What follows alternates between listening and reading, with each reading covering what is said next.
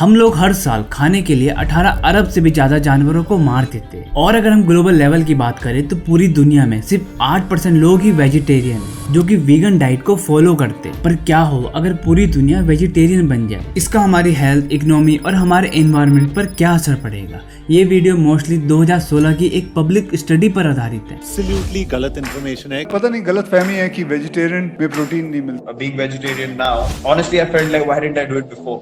मैं तो सभी से कहूंगा कि आप वीगन डाइट फॉलो करें। थिंक बीइंग अ वेजिटेरियन आप बहुत ही हेल्दी और फिट लाइफस्टाइल जी सकते हैं। Everything in my life has changed.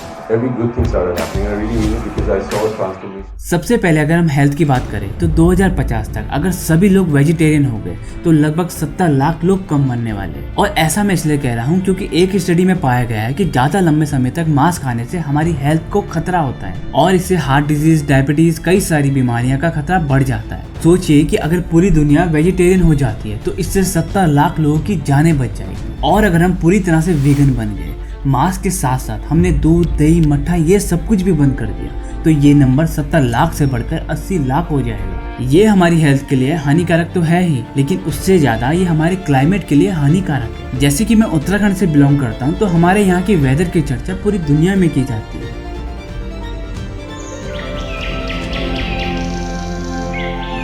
Uttarakhand की शांत घाटियां जिनके बीचों बीच बहती है गंगा नदी।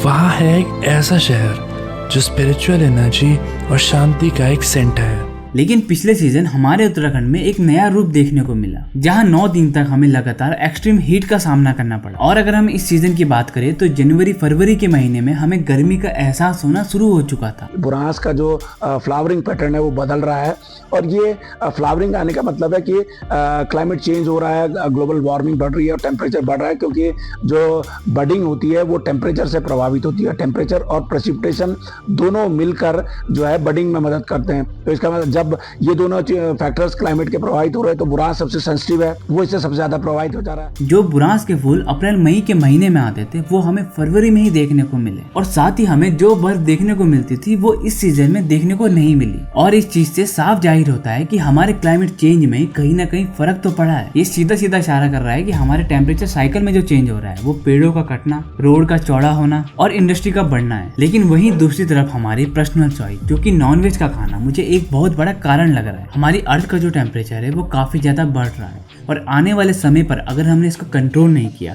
तो ये हमारे लिए काफी खतरनाक हो सकता है, क्योंकि ऐसा कुछ हम ऑलरेडी फेस कर चुके हैं। कोरोना के टाइम पर चाइना को सबसे ज्यादा ब्लेम किया जाता है और बहुत जायज भी है, क्योंकि हमने हमेशा देखा है कि वहाँ के जो लोग हैं वो कुछ भी खा लेते। तो जब उनकी इस एक्टिविटी की वजह से ह्यूमन लाइफ को इतना ज्यादा डिस्ट्रप्शन हो सकता है तो मेरी बात कहीं ना कहीं सही जरूर होगी। और इस चीज को प्रूफ करने के लिए मैं आपके सामने कई सारे फैक्ट रखने वाला हूँ, जिसको देखकर शायद आप भी शॉक हो जाएंगे। अब क्लाइमेट चेंज हो रहा है ग्रीन हाउस गैसेस के कारण, जैसे कार्बन डाइऑक्साइड, मीथेन का निकलना, और ये सब सुनकर हमारे दिमाग में सबसे पहले आता है कार से निकलने वाला धुआं, इंडस्ट्री से निकलने वाला धुआं। लेकिन जो हम खाने के लिए इतने सारे जानवरों को पालते हैं उससे जो निकलने वाली मीथेन गैस होती है वो इन कार और इंडस्ट्री के धुएं से कई गुना ज्यादा होती है। अगर 2050 तक सारी दुनिया शाकाहारी हो जाती है तो एक स्टडी बताती है कि ये जो हानिकारक गैसेस है ये 60% तक कम हो जाएगी, और अगर सभी वीगन हो गए तो ये गैसेस 70% तक कम हो जाएगी। अगर सरल भाषा में कहूँ तो सभी लोग मांस खाना बंद कर दे तो ग्लोबल वार्मिंग वाली जो प्रॉब्लम है वो खत्म हो जाएगी। अभी हम एग्रीकल्चर के लिए जितनी भी जमीन यूज करते हैं उसमें से 70% हम एनिमल प्रोडक्ट को नोरिश करने के लिए करते हैं, और अगर काफी सारे लोग मांस खाना बंद कर दे तो ये एग्रीकल्चर जमीन है ये हमारी फ्री हो जाएगी। अब इसमें 80 से 90% जमीन फसल उगाने के लिए सेफ नहीं है, लेकिन हम इसका यूज जंगल को और बढ़ाने के लिए कर सकते हैं, जिससे क्लाइमेट चेंज को रोकने में हमें काफी ज्यादा मदद मिलेगी,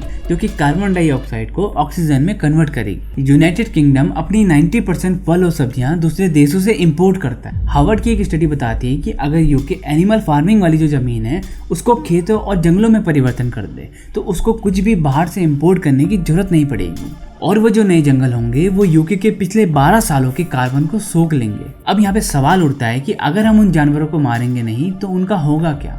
उनकी संख्या तो आने वाले टाइम पर काफी ज्यादा बढ़ जाएगी। फार्म एनिमल जैसे कि भैंस और चिकन, इनको पैदा किया जाता है, इनकी जो संख्या है वो नेचुरली इतनी नहीं होती है। जैसे जैसे इनको खाने वालों की संख्या घटेगी वैसे वैसे इसकी डिमांड कम होगी, और डिमांड कम होने की वजह से किसान इसको ब्रीड करना कम कर देंगे, जिससे कि इनकी जो संख्या है वो अपने आप घट जाएगी। और बचे हुए जानवरों को अगर हम जंगल में छोड़ दे तो प्राकृतिक रूप से हमें उनकी संख्या में बैलेंस देखने को मिलेगा। तो यहाँ पे ये साफ होता है कि अगर हम जानवरों को खाना बंद कर देंगे तो उनकी संख्या ऑटोमेटिक घट जाएगी। अब मुझे पता है कि आप सभी के दिमाग में ये सवाल जरूर आ रहा होगा कि उन जानवरों का क्या होगा, और सबसे इम्पोर्टेंट तो उन लोगों का क्या होगा जो कि इससे घर चलाते हैं, और क्या इससे पूरी सप्लाई चेन डिस्टर्ब हो सकती है। तो इसका आंसर है हाँ, और सभी लोग बेरोजगार हो जाएंगे। लेकिन ये सब होने में काफी टाइम लगेगा। अगर सभी लोग अचानक से नॉनवेज से वेजिटेरियन हो जाएंगे तो काफी देशों को इकोनॉमिक लेवल पर लॉस देखने को मिलेगा, और इससे जो बेरोजगारी है वो ऑलरेडी इतनी है जिसके बाद से और ज्यादा बढ़ जाएगी। अगर दुनिया वेजिटेरियन और वीगन भी बनती है तो ये कोई एक चुटकी का खेल नहीं है कि आज बोला कल सभी ने छोड़ दिया।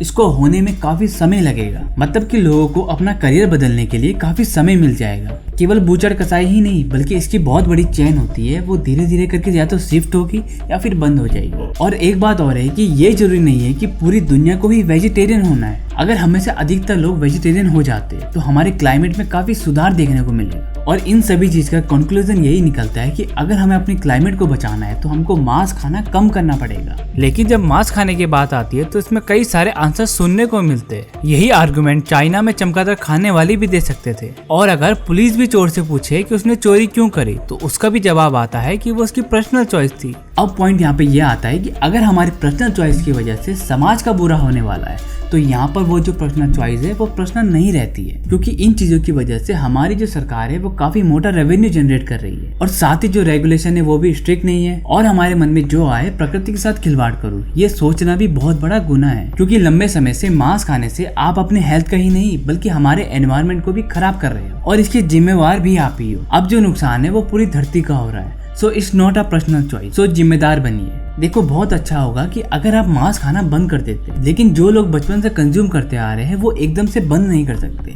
लेकिन वो धीरे धीरे कम जरूर कर सकते। लेकिन ये बात सही है कि आपके अकेले से छोड़ देने से कुछ बदलने वाला नहीं है, लेकिन ये हमारा प्रयास है और इसी प्रयास को आपको आगे तक पहुँचाना है इस वीडियो को शेयर करके।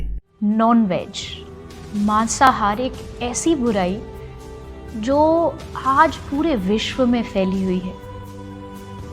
इस समाज के कुछ एक वर्ग ऐसे भी है जो बहुत स्वाद से मांसाहार खाते हैं, और कुछ एक ऐसा वर्ग भी है जो छोड़ना तो चाहता है लेकिन वो कहते हैं कि हमें उसकी हैबिट हो गई, कैसे छोड़े। तो let me try to tell you a experiment जो आप करके नॉनवेज छोड़ सकते हैं। मान लीजिए आप चिकन खाते हैं, 10 दिन आप एक एक्सपेरिमेंट करिए। आप किसी चिकन जिसको मुर्गी का बच्चा कहते हैं उसके फार्म पर उसके पास 10 दिन रेगुलरली जाइए, उसके साथ 1 घंटे का टाइम बिताइए, उसको अपने आसपास रखिए, उसको गोद में बिठाइए, उसके साथ खेलिए, उसको कुछ खिलाइए, उसकी आंखों में देखिए। आप कोई दूसरा, जैसे बहुत सारे लोग फ़िश खाते हैं, तो कहीं भी किसी आसपास वाली जगह जाइए जहाँ एक्वेरियम हो, वहाँ उस मछली के साथ थोड़ा सा समय बिताइए।